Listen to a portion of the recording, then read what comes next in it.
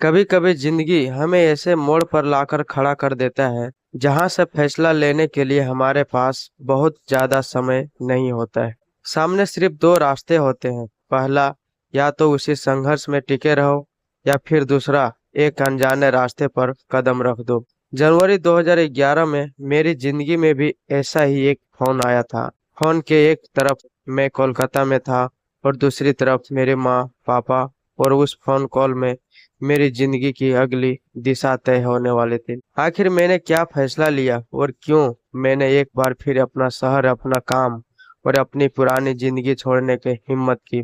पूरी कहानी अंत तक जरूर सुनिए। पिछले भाग में आपने देखा कि वर्मा चाचा ने मेरे माँ पापा से कहा था, अगर वो अनुमति दे तो वर्मा चाचा मुझे अपने साथ सूरत ले जाना चाहते हैं। उनका कहना था कि सूरत में मुझे थोड़ा बेहतर माहौल मिलेगा और मेरी देखभाल भी करेंगे। लेकिन उस समय मैं गांव में नहीं था, मैं कोलकाता में था। मेहनत की उसी दुनिया में जहां सुबह जल्दी उठना, काम पर जाना, दिन भर मेहनत करना और शाम को थके हुए शरीर के साथ कमरे पर लौटना मेरी जिंदगी का हिस्सा बन चुका था। जनवरी 2011 एक दिन में मैं अपने काम में लगा हुआ था। शरीर थका हुआ था लेकिन मन हमेशा की तरह अपने भविष्य के बारे में सोच रहा था। तभी फोन आया। उस समय फोन की घंटी मेरे लिए सिर्फ एक आवाज नहीं होती थी। फोन बजते ही मन में सबसे पहले यही ख्याल आता, घर से फोन आया है, सब ठीक तो है। मैंने फोन उठाया। दूसरी तरफ माँ थी। माँ ने कहा, बेटा, वर्मा चाचा आए हैं, वो तुमको अपने साथ सूरत ले जाना चाहते हैं। मैं कुछ पल तक चुप रहा। माँ की आवाज के बाद जैसे मेरे सामने पूरा अतीत घूम गया। गांव, माँ का चेहरा, पिताजी की मेहनत, स्कूल की किताबें, कोलकाता का पहला सफर, होटल का काम, घर वापस लौटना, फिर दोबारा कोलकाता आना, गांव के चाचा के साथ काम करना, दिन भर ईंट बालू और सीमेंट के बीच मेहनत करना और हर दिन मिलने वाली 150 रुपये की मजदूरी। इतने सारे अनुभवों के बाद अब एक बार फिर मेरी जिंदगी के सामने एक नया रास्ता खड़ा था।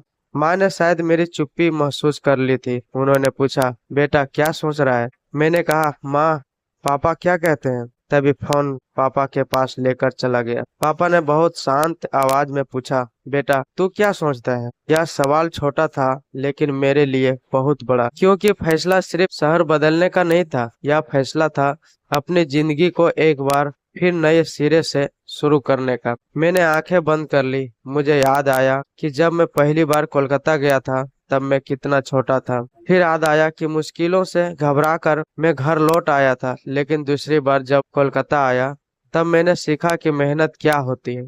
मैंने सीखा कि परिवार के लिए त्याग क्या होती है। मैंने सीखा कि सम्मान कितना जरूरी है।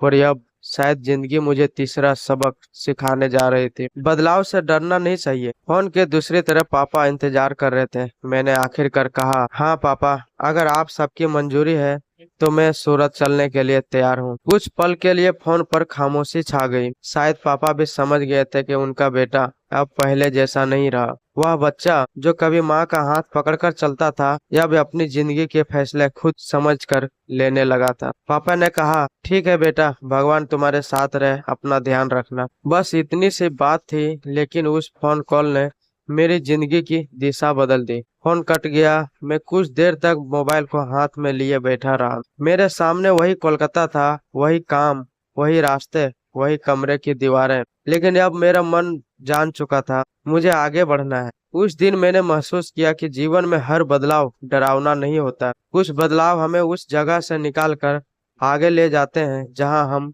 बहुत कुछ सीख चुके होते हैं। कोलकाता ने मुझे बहुत कुछ सिखाया था। उसने मुझे मेहनत करना सिखाया, लोगों को समझना सिखाया, रिश्तों की कीमत समझाई और सबसे बड़ी बात, अपने पैरों पर खड़ा होना सिखाया। अब सूरत की बारी थी। मुझे नहीं पता था वहाँ क्या मिलेगा, नया शहर कैसा होगा, नए लोग कैसे होंगे, काम कैसा होगा, क्या मुझे सचमुच बेहतर माहौल मिलेगा या फिर संघर्ष का एक नया अध्याय शुरू होगा। इन सवालों का जवाब मेरे पास नहीं था, लेकिन एक चीज मेरे पास था, हिम्मत। मैंने खुद से कहा, जहां तक रास्ता दिखाई दे वहां तक चलना आसान है, असली हिम्मत तब है जब रास्ता दिखाई ना दे फिर भी इंसान पहला कदम उठा दे। और मैंने वह पहला कदम उठा दिया था। अब कोलकाता मेरे अतीत का हिस्सा बनने वाला था और सूरत मेरी नई कहानी का पहला पन्ना। लेकिन मुझे कहाँ पता था कि सूरत की धरती पर कदम रखते ही मेरी जिंदगी में ऐसे लोग, ऐसे अनुभव और ऐसे फैसले आने वाले हैं जो आगे चलकर मुझे पहले से भी ज्यादा मजबूत बनाने वाले थे। दोस्तों, हर इंसान की जिंदगी में ऐसे दौर आते हैं जब उसे पुरानी जगह छोड़कर नई शुरुआत करनी पड़ती है। शुरुआत का डर स्वाभाविक है, लेकिन अगर इरादा साफ हो और परिवार की दुआ साथ हो तो अनजाना रास्ता भी एक दिन अपनी पहचान बन जाता है। मेरी जिंदगी ने मुझे एक बात सिखाई, हालात हमें रोक सकते हैं लेकिन फैसला हमारा होता है कि हम रुकेंगे या वो आगे बढ़ेंगे। गरीबी ने मुझे बहुत कुछ सिखा दिया, दर्द दिया, संघर्ष दिया, लेकिन उसी संघर्ष ने मुझे हिम्मत भी दी। इसलिए अगर आज आप भी अपनी जिंदगी के किसी कठिन दौर से गुजर रहे हैं तो यह मत सोचिए कि आपकी कहानी यहीं खत्म हो गई। हो सकता है यही मुश्किल दौर आपकी जिंदगी के सबसे खूबसूरत अध्याय की शुरुआत हो। लेकिन अब सबसे बड़ा सवाल था, कोलकाता से सूरत का सफर कैसे शुरू हुआ? क्या वर्मा चाचा खुद मुझे लेने आए? क्या मैं अकेला सूरत के लिए निकला? पहली बार सूरत पहुंचकर मुझे कैसा लगा? क्या वहां सचमुच कोलकाता से बेहतर माहौल मिला? और सबसे बड़ा सवाल, क्या सूरत मेरी जिंदगी बदलने वाला था या वहां भी मेरे लिए संघर्ष का एक नया अध्याय इंतजार कर रहा था? इन सभी सवालों के जवाब मिलेंगे किशोर एक नन्हा चमत्कार के अगले भाग में। यह सिर्फ एक कहानी नहीं है, यह मेरी असली जिंदगी का संघर्ष है। अगर मेरी यह रियल लाइफ स्टोरी आपको पसंद आ रही है तो वीडियो को लाइक करें, अपनी राय कमेंट में जरूर लिखें और इस कहानी को अपने दोस्तों और परिवार के साथ शेयर करें। किशोर दास स्टोरी को सब्सक्राइब करना ना भूलें, क्योंकि आगे की कहानी में एक नया शहर होगा, एक नई शुरुआत होगी और शायद मेरी जिंदगी का सबसे बड़ा मोड़ भी। मिलते हैं अगले भाग में। जय हिंद।